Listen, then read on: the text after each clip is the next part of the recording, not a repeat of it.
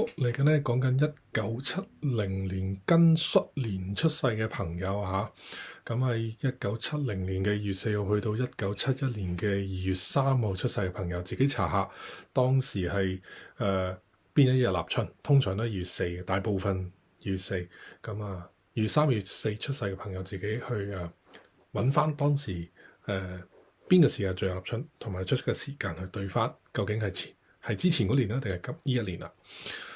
好啦，咁庚戌年出世嘅朋友咧，2026年丙午年嘅運程咧就今年咧就比較波動喎。個波動係俾外間影響到你奔波勞碌走嚟走去，好似俾人抌咗落條河度咁沖走咗。喂，沖去邊唔知啊？沖幾耐唔知啊？又或者可以形容為係波子機裏邊嗰粒波子啊，彈嚟彈去，彈嚟彈去。俾個環境影響到你喐唔到，唔係喐唔到啊，冇得停啊，彈嚟彈去，彈嚟彈去。OK， 好啦，咁跟住咧，你自己就有一粒星一九地，九地意思係喐唔到。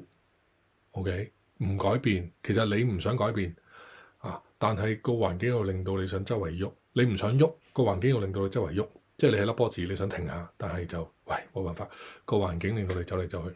OK， 比以往踏實傳統貼地嘅，比較貼地嘅，比往時嘅你，今年咧會多咗是非啦，嚴重啲口角啦，最嚴重官非啦。咁如果做生意嘅朋友咧，就要小心啲，可能會有官非嘅情況啦。如果係打工嘅朋友，多咗是非啦，責任感咧較以往強嘅，咁就原動力都好啊，幾好係嘛？咁但係咧就平輩嘅朋友，今年嘅平輩朋友緣分就爭啲啦，可能以前舉個手打個電話食飯咧就好多人嚟，但係今年咧就爭啲喎，好似唔係好叫到人，聚唔到人喎咁樣嘅。同埋咧外間對你嘅要求比較高，比以往高咁就可能對你嚟講變成壓力。以前我交95分得啦，喂，而家啲人要100分嘅，比較辛苦啲啊，拉住嗰5分係好難處理㗎嘛，好辛苦先攞得翻嗰5分。可能對你嚟講有少少費事失事。另外咧，有雙門喎，雙門就係有少血光，咁我建議去做個 body check，抽兩筒血或者驗血，做 body check 或者捐血啦驗血，咁化咗血光佢，咁唔好洗牙，洗牙其實就化唔到，因為化血光呢件事點嚟咧？我提早有血光，我抽血提早有血光，咁我咪到我真係有問題嘅時候，咁我都流血流少啲啦，係咪？咁如果你話我洗牙啫，可能會有啲有少少牙血啦。我自己洗牙就冇牙血嘅。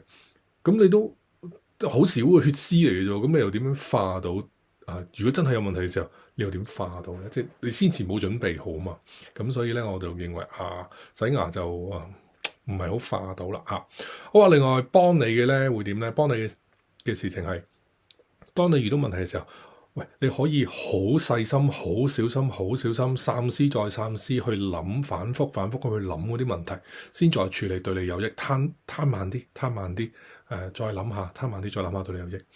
如果有宗教背景嘅朋友咧，今年可以多作修行咧，對自己咧有益嘅，對你有幫助。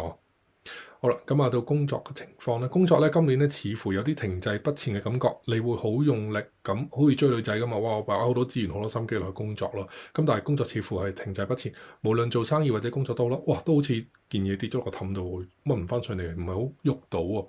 而且另外咧，有粒星叫玄武咧，就喺官祿宮裏邊咧，就係代表咧會唔見咗嗱。有蠱惑可以代表好亂嘅，可以代表亂。可以代表唔見嘢，亂嘅意思係行政好亂啦，或者工作嘅事情會好亂啊，或者對家或者個市場好亂啊，即係同以前會有啲唔同。另外咧就係唔見咗意思就係少咗工作量或者少咗生意。咁而且咧工作咧係有天衝星會好快嘅，咁你要追得佢幾辛苦下，追得辛苦。咁跟住咧就去到財帛宮今年咧爭少少，財帛今年嚟黑咧就要量入為出啦，咁佢會俾到錢銀上面會俾到壓力你嘅，咁所以今年要好好處理財政問題。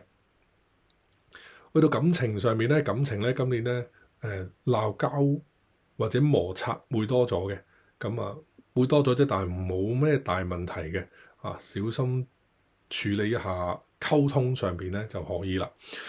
跟住去到最尾咧，就去到病符咯。今年咧1970年出世嘅朋友咧，似乎要注意一下兩個問題，一個咧就係呼吸系統嘅問題，一個咧就係肝經、肝膽或者四肢或者係會腦嘅系統、神經系統咧冇散發，好似棵樹咁樣散發出嚟嘅，棵樹咁散發出嚟嘅，棵樹咁由樹幹咁散發出嚟嘛。腦神經系統散發到四肢啊嘛，身體呢個係一個，另外一個心臟嘅系統喺個心臟度散發出嚟嘅，嗰個像係咁樣。咁所以咧要留意一下呼吸系統、肝經同埋神經系統呢一啲咁嘅問題。所以咧做個 body check 對1970年嘅朋友咧係有益嘅。好啦，好1970年出世嘅朋友咧，大家咧可以幫我點讚啊，俾個 like 我，關注我。如果想知道今年咧專為你而設嘅一個奇門遁甲布陣點樣布係可以幫你趨吉避凶嘅咧，你可以喺評論區留言，我想知點布陣。咁咧我就會揀啲有緣嘅朋友咧話俾你知點樣布嘅。好，咁喺度咧就祝大家2026丙午年身體健康，新年進步，事事順利。